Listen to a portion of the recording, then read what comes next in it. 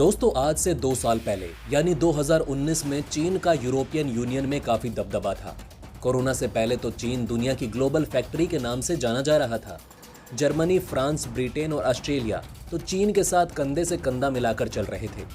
तब चीन को ऐसा ही लग रहा था कि आने वाले कुछ वर्षों में पूरे यूरोपियन यूनियन में सिर्फ चीन का ही दबदबा रहेगा। लेकिन चीन का ये सपना अब सिर्फ एक सपना बनकर रह गया है। चीन ने खासतौर पर फ्रांस से जो उम्मीद लगाई थी, फ्रांस ने उन उम्मीदों पर पानी फेर दिया है।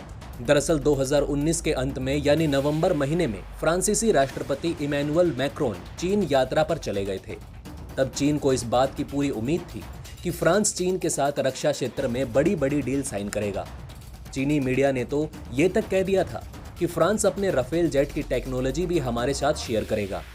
लेकिन इन सब को झटका तब लगा जब चीनी यात्रा पर गए फ्रांसीसी राष्ट्रपति इमैनुअल मैक्रोन बिना किसी समझौते के खाली हाथ फ्रांस वापस लौट आए।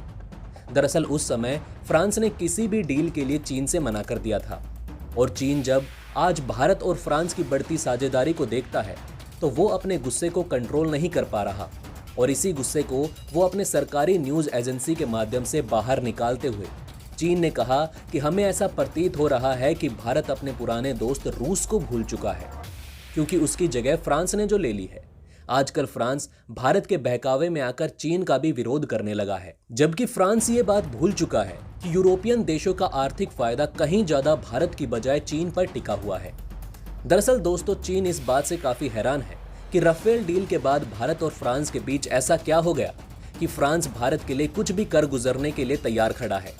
भारत की एक आवाज पर फ्रांस चीन से अरबों डॉलर की डील करने से पीछे हट जाता है। यहां तक कि फ्रांस ने भी दक्षिण चीन सागर में अपने जंगी जहाज उतारने शुरू कर दिए हैं, जो कि वन चाइना पॉलिसी के लिए काफी खतरनाक बात साबित हो सकती है। दरअसल भारत और फ्रांस यहीं पर नहीं रुके। चीन पर दबदबा बनाने और नेवी की सबमरीन फ्लीट को बढ़ाने के लिए अब भारत और फ्रांस सुपर क्लास की कलवरी सबमरीन बनाएंगे, जिसमें परमाणु मिसाइल के तौर पर ब्रह्मोस को फायर किया जा सकेगा। और जब बात ब्रह्मोस की आती है तो चीन काफी तिलमिला जाता है।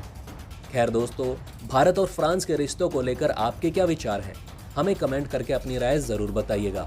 वहीं दोस्तों, दूसरी तरफ जैसा कि आप सभी जानते हैं, चीन भारत को घेरने के लिए भारत के आस पड़ोस के सभी देशों को अपने अंदर मिलाने की कोशिश कर रहा है। और दोस्तों, इसी कोशिश में श्रीलंका के अंदर अब चीन का न्यूक्लियर मटेरियल पाया गया है। और दोस्तों, इस मटेरियल का इस्तेमाल होता है परमाणु बम बनाने में।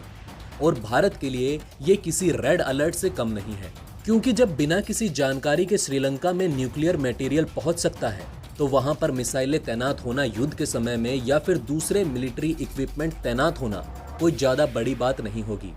क्योंकि जहां पर चीन ये सब कर रहा है वो है हम्बनटोटा पोर्ट। और दोस्तों, आपको बता दें कि हम्बनटोटा पोर्ट श्रीलंका ने चीन को 99 साल की लीज पर दिया हुआ है। तो चीन 99 सालों तक वहां पर जो चाहे वो कर सकता है। ऐसे में ये भारत के लिए एक चैलेंज है कि वो चीन को यहाँ पर कैसे रोके। और दोस्तों, आज हम अपनी इस वीडियो में आपको बताएंगे कि हम्बनटोटा पोर्ट का इस्तेमाल चीन कैसे भारत के खिलाफ युद्ध में कर सकता है। लेकिन दोस्तों, उससे पहले जान लेते हैं कि आखिर चीन का ये न्यूक्लियर मटेरियल पाया कहाँ गया है।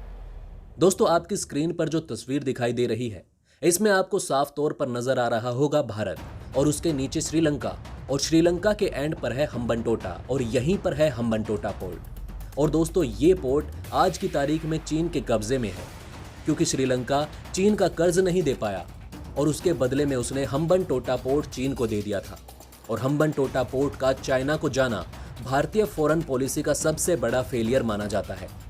दरअसल दोस्तों, हुआ ये कि अब से कुछ दिन पहले चाइना का एक शिप हम्बनटोटा पोर्ट पर आकर रुका।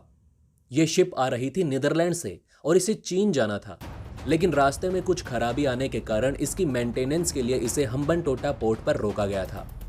दोस्तों, 15 से 20 दिन बीत जाने के बाद भी किसी को कुछ पता नहीं चला। लेकिन दोस्तों, हुआ ये कि अब से 2-3 दिन पहले श्रीलंका की खुफिया एजेंसी को खबर मिली कि हम्बनटोटा पोर्ट पर एक चाइनीज शिप में कुछ रेडियो एक्टिव मटेरियल है।